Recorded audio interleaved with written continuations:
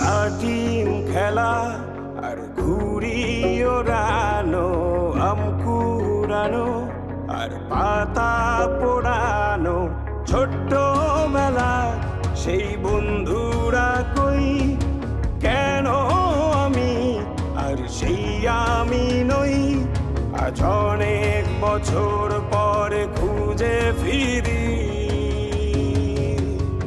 কোথায় আহারে আহারে আহারে শৈশব, কোথায় হারিয়ে গেল যে আহারে কৈশব, কোথায় আহারে আহারে আহারে শৈশব, কোথায় হারিয়ে গেল যে আহারে কৈশব।